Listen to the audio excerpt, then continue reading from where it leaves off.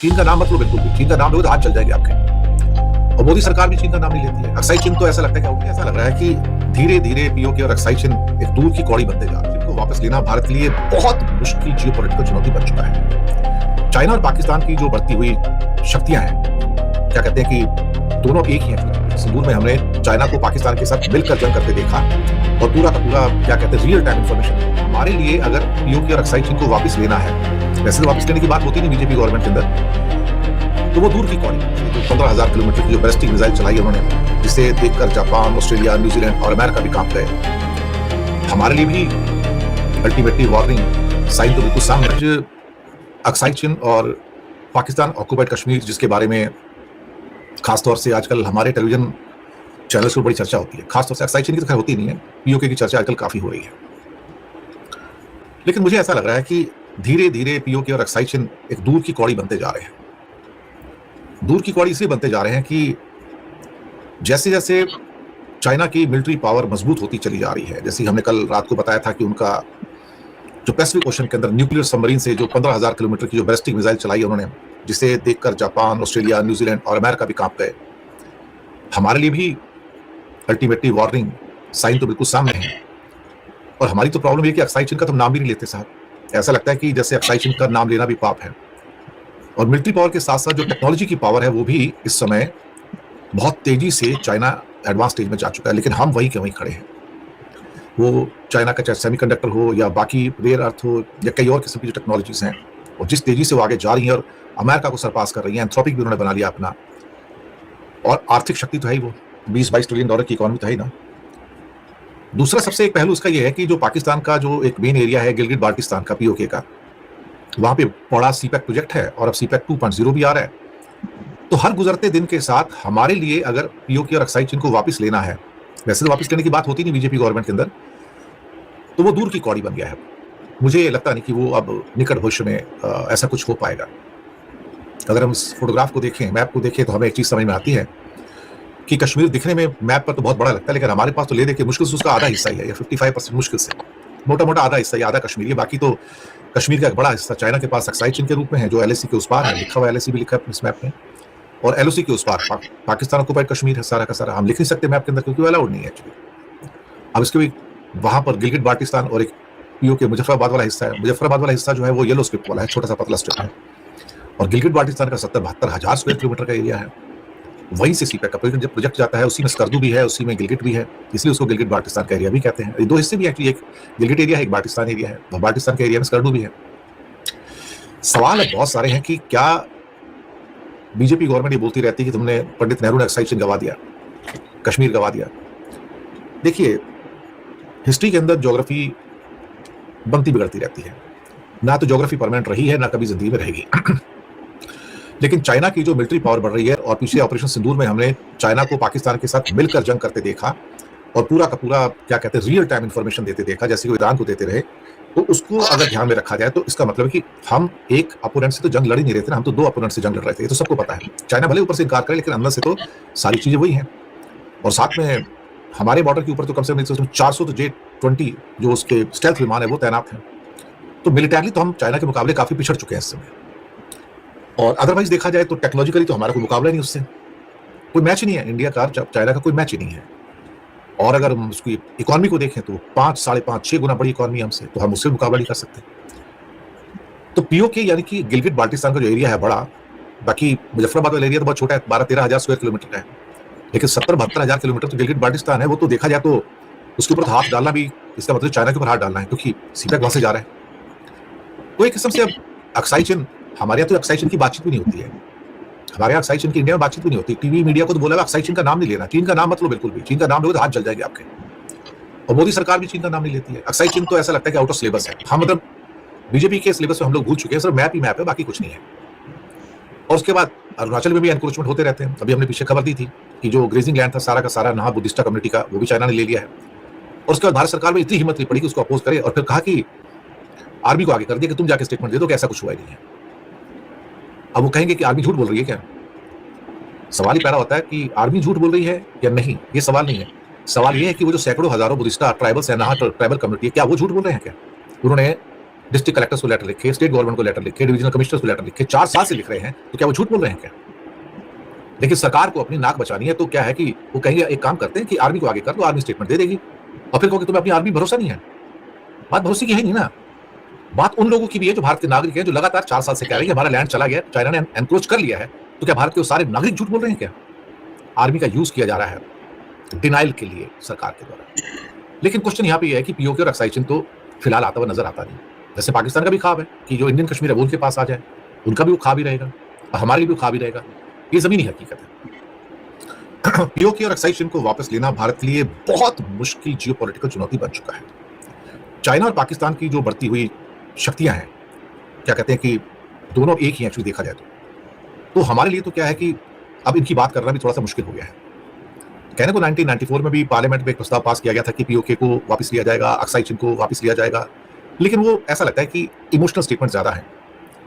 वापस लेना दूर की कौड़ी, बहुत मुश्किल, क्योंकि समस्या ये है कि सामने आपके जो बंदा खड़ा है वो चाइना है, और वो इतना ज्यादा ताकतवर हो चुका है इस समय कि भाई आज अमेरिका भी उससे कांप रहा है। उसी चाइना और रशिया की मदद से ईरान अमेरिका और इजराइल के सामने दीवार बनकर खड़ा हो गया। और गिलगिट बाल्टिस्तान को तो चाइना जाने नहीं देगा साहब, आप जो मर्जी करो, वो तो उसका एरिया है साहब, वहां पे उसका प्रोजेक्ट है, $60 बिलियन उससे लगा के रखे हैं, वो कैसे? और वैसे भी चाइना ने डिक्लेयर किया कि गिलगिट बाल्टिस्तान पे अटैक होगा सीपेक पे, तो वो अटैक चाइना के ऊपर समझा जाएगा। तो बात क्लियर हो गई ना कि क्या हम चाइना के ऊपर अटैक करने को तैयार हैं? जयशंकर ने एक बार कहा था कि हम क्या बेवकूफ है, चाइना तो हमसे 5 गुना बड़ा है, हम कैसे उसके ऊपर अटैक कर सकते हैं? अब ये इकोनॉमिक डिवाइड बढ़ गया, टेक्नोलॉजिकल डिवाइड तो मतलब इंडिया ना के बराबर है ही नहीं, और आर्थिक तो बहुत ही ज्यादा पावरफुल है। इंडिया तो भी $4 बिलियन भी नहीं हुआ, चाइना $20 ट्रिलियन के ऊपर है। चाइना का रक्षा बजट नाम के लिए $350 बिलियन है, हमारा 75-80 बिलियन है, लेकिन चाइना का एक्चुअली बजट तो $500-600 बिलियन से भी ज्यादा एक्चुअली देखा जाए तो। 600 एटम बम उसके पास, ये डिक्लेयर्ड है, 620 हो गए हैं, और 4 साल के अंदर अंदर 1000 हो जाएंगे, 2035 तक 1500 हो जाएंगे। हम तो वही कभी खड़े हैं, हमारे पास क्या है? हमारे पास ले जाएंगे मुश्किल से 180-190 एटम बम है। और अभी जो उन्होंने एक नई सबमरीन से 15,000 किलोमीटर की पैसिफिक ओशन के अंदर जो मिसाइल लॉन्च की, वो भी जिसमें 5 से 6 एटम बम जा सकते हैं एक साथ में, उसने तो दुनिया के अंदर ट्रेमर्स, भूकंप लाकर खड़ा कर दिया है। अब भारत के अंदर जो रक्षा बजट है उसके अंदर तो बड़ा हिस्सा पेंशन में चला जाता है सर। चाइना दुनिया का मैन्युफैक्चरिंग हब है, 30% फैक्ट्रियां उनके पास है, एडवांस जो मैन्युफैक्चरिंग का 60% अब चाइना के पास ऑलमोस्ट हो चुका है, 50 से 60%। तो हमारी तो सारी की सारी जो कच्चा माल है सब वहां से आता है, इलेक्ट्रॉनिक्स हो, सेमीकंडक्टर हो, दवाइयां हो, इंजीनियरिंग हो, केमिकल्स हो, सब कुछ तो वहां से आता है साहब, सब कुछ वहां से आता है। पूरी दुनिया चाइना पर डिपेंडेंट, इंडिया ही क्यों? तो आप आर्थिक रूप से इतने मजबूत देश के साथ कैसे जंग कर सकते हो? और उसकी नेवल प्रेजेंस सिस्टम इतनी ज्यादा बढ़ चुकी है कि जिसकी हाल ही नहीं है। फुजियान इतना स्ट्रांग हो गया आज की डेट में कि अब उसके बाद न्यूक्लियर पावर्ड एयरक्राफ्ट कैरियर भी उसका आ रहा है, इंडियन ओशन के अंदर प्रेशर बढ़ता चला जा रहा है, एक एक करके इंडिया को एनसर्कल कर लिया चाइना ने। तो टेक्नोलॉजिकल गैप तो इतना बड़ा हो चुका है कि आज की डेट में अब सिर्फ मैदान में खड़े होकर कि आपकी इतनी फौज है, मेरी इतनी फौज है, सिर्फ अब हिम्मत से काम नहीं चलेगा साहब। अब टेक्नोलॉजी की बात की जा रही है, टेक्नोलॉजी की। अब चाइना ने इस मामले में तो जो रोबोटिक्स की जो आर्मी बना ली है, वॉल्व्स आर्मी या डॉग आर्मी को कहते हैं, ऑटोनोमस वेपन्स हैं, साइबर वॉरफेयर है, एंथ्रोपिक बना लिया जिसके द्वारा पूरा इंडिया के power grid, banking system, financial system सबको एक बटन के अंदर पंगु बना सकता है। इतनी ताकत आ गई उसके अंदर। जिस आदमी के पास एंथ्रोपिक हो, मिथोस हो, क्लॉड आ जाए अपना, जो उन्होंने बना लिया पूरा, वो किसी को भी क्रिपल कर सकता है। हमारे पास वो शक्तियां नहीं है ना। और यूक्रेन युद्ध ने साबित किया कि भविष्य के युद्ध ड्रोन के दम पर लड़े जाएंगे। चाइना दुनिया में ड्रोन का सबसे बड़ा उत्पादक और निर्यातक है। उनके पास ड्रोन स्वयं यानी कि एक साथ झुंड है, हजारों एक साथ। अब पीओके हो या लद्दाख हो या अरुणाचल हो, हमारे लिए तो चुनौतियां बहुत हो सकती है ना। चीन का अपना बीडू नेटवर्क है, सर्वेलेंस सैटेलाइट नेटवर्क है, हम जीपीएस पे डिपेंड करते हैं, तो हम उनको ट्रैक नहीं कर सकते, वो हमें जीपीएस के द्वारा ट्रैक कर सकते हैं। तो हमारी सेना की छोटी मोटी हलचल पे 24 घंटे वो नजर रखते हैं। उनके जो ऊपर सारे स्पाई सैटेलाइट्स हैं, उनकी संख्या देखो और हमारी देखो तो हम कहीं ठहरते नहीं है। टू फ्रंट वॉर के ऊपर तो हमारे बड़े जनरल साहब ने कहा था कि अगर जरूरत पड़ी तो हम लड़ेंगे, with whatever we have we will fight. ये एक किस्म का स्टेटमेंट है कि कोई मुकाबला तो नहीं है, लेकिन जो कुछ हमारे पास है उसे लेकर हम लड़ेंगे। रिजल्ट क्या होगा ये पता नहीं। अब मुसीबत है कि पीओके को हमको वापस लेना और पाकिस्तान पे हमला करते हैं, जो बीजेपी की बस की बात नहीं है। तो चाइना चुप ही बैठेगा, क्योंकि गिलगिट बाल्टिस्तान में सारा प्रोजेक्ट ऐसे का उसके ऊपर हमला होने का मतलब है कि चाइना कहता है कि मेरे ऊपर हमला है। और भारत अगर एक्साइचिन की ओर बढ़ता है तो पता लगता है कि हम वहां से भी घिस जाते हैं। फिर तो मुसीबत यह है कि अगर इंडिया एटॉमिक पावर है तो ये दोनों भी एटॉमिक पावर है। तो क्या एटॉमिक पावर आपस में इतनी लड़ाई कर सकते हैं क्या? चाइना ने लद्दाख और तिब्बत के एरियाज के अंदर ऑल वेदर रोड्स हैं, बुलेट ट्रेन हैं, टनल्स हैं, अंडरग्राउंड मिसाइल साइलोस हैं, हवाई पट्टियां हैं, हेलीपैड्स हैं, जाल बिछा दिया है। तो उनके तो भारी भरकम टैंकों को कुछ ही घंटों में ट्रेन के द्वारा वहां पहुंचाया जा सकता है। हम कैसे पहुंचेंगे वहां पर? फिर उनके पास ऑलमोस्ट 400-500 सिस्टम 5th जनरेशन के J-20 आ चुके हैं, J-35 भी हैं। अब रहा एक सीपैक की बात हुई, जहां से ये मामला बड़ा कॉम्प्लिकेटेड हो गया। सीपैक जो है ना पूरा का पूरा बीआरआई का हिस्सा है, और पीओके के बुनियादी ढांचे, डैम्स और बाकी चीजों में इंफ्रास्ट्रक्चर में उसका बहुत इन्वेस्टमेंट है। चाइनीज इंजीनियर्स और जो सोल्जर्स हैं वो पीओके में मौजूद रहते हैं, और वहां पर अपने जो स्ट्रेटेजिक एसेट्स हैं उनके, उसको बचाने के लिए वो किसी भी कीमत तक वहां पर क्या कहते हैं तैयारी है उनकी। सवाल ही पैदा होता है कि पीओके के ऊपर अगर हमला होता है गिलगिट बाल्टिस्तान पे, तो चाइना पे हमला माना जाएगा, तब हम क्या करेंगे? आर्मी को पता है, आर्मी सक्षम है, लेकिन मुसीबत यह है कि हमारा मुकाबला एक 5-6 टाइम्स मोर पावरफुल एनिमी के साथ है। और दक्षिण एशिया में कोई भी पारंपरिक युद्ध जो होता है ना, बहुत तेजी से एटॉमिक युद्ध में बदल सकता है। अब सवाल ही पैदा होता है कि इस कंडीशन के अंदर हमारा मुकाबला सिर्फ पाकिस्तान से नहीं है ना, साथ में चाइना भी है। In the Prime XBT app, what caught my attention the most as a tech enthusiast. साथ में चाइना भी है। बाकी इंडिया की मदद कौन करेगा? कोई भी नहीं करेगा। क्या कोई डायरेक्ट हमको कोई मदद कर सकता है जंग में? कोई भी नहीं करेगा। अमेरिका नहीं, रशिया नहीं, रशिया का तो चाइना के साथ नो लिमिट एग्रीमेंट है। वैश्विक शांति की मांग हो जाएगी बस आम कि युद्ध खत्म कर दो, लेकिन युद्ध खत्म कहां होते हैं आज की डेट में? भारत के पास क्या विकल्प है, ऑप्शन क्या है? फिलहाल तो जो लॉस्ट ग्राउंड है हमारा, उसको वापस लाना मैं ये तो नहीं कहूंगा नामुमकिन है, लेकिन शायद बहुत ज्यादा मुश्किल है।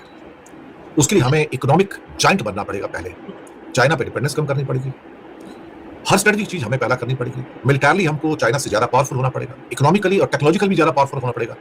नहीं तो इस एसिमेट्रिक वॉरफेयर के अंदर फिर हम उसकी मुकाबला नहीं कर पाएंगे। ये एक वो फैक्ट है जिसको शायद बहुत सारे लोग क्या कहते हैं कि पहचान नहीं पाते। दूसरी बात यह है कि हम ही कह सकते हैं कि हमारे पास ब्राह्मोस है या बाकी बहुत सारी मिसाइल्स हैं। देखिए साहब, हमारे पास जो मिसाइलों का जखीरा है और जो चाइना के पास मिसाइलों का जखीरा है, उसमें भी जमीन आसमान का फर्क है। तो अगर जंग थोड़ी सी लंबी चलती है तो क्या हम लंबे टाइम तक उन मिसाइलों के साथ कितने समय तक सस्टेन करेंगे?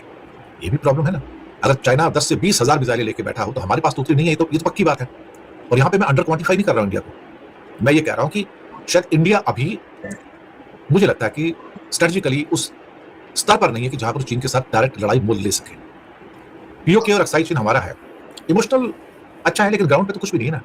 हम कई बार कहते हैं कि हमारा नक्शा गलत दिखाया गया। हमने अभी बांग्लादेश में कोई इवेंट हुई, वहां भी हमारी जो राजदूत थी या सेकंड राजदूत थी, वहां पे जूनियर राजदूत जो होते हैं, उन्होंने कहा कि जो नक्शा दिखाया जा रहा है वो गलत है, यहाँ पर इंडिया का नक्शा ये ठीक नहीं है।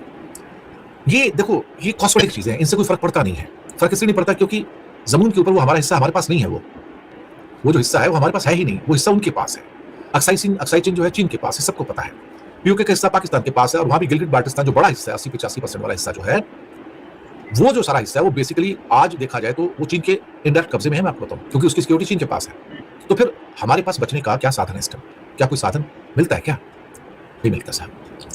तो ये जो बीजेपी की बड़ी बड़ी बातें हैं ना, हम ये वापस ले लेंगे, वो वापस ले लेंगे, ये कहना आसान है साहब। जैसे इंडिया चाहता है कि पीओके आ जाए, पाकिस्तान चाहता है कि इंडियन कश्मीर उसके पास आ जाए, वो उसके बस की बात भी नहीं, और फिलहाल ये हमारे बस की बात नहीं।